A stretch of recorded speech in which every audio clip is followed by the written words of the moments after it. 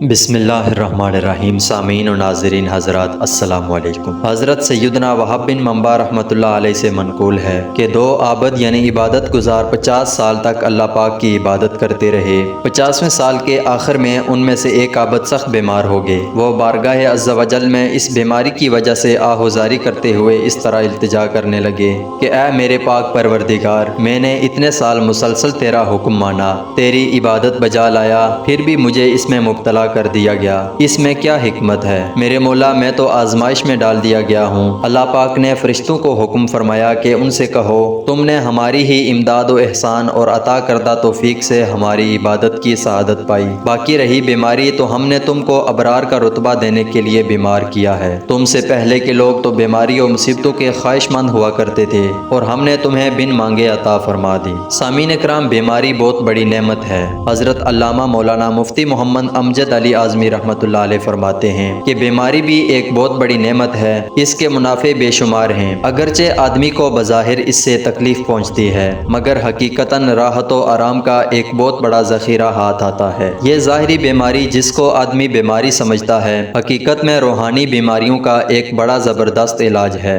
حقیقی بیماری امراض روحانیہ ہیں کہ یہ البتہ بہت خوف کی چیز ہے اور اسی کو مرض مہلک سمجھنا چاہیے۔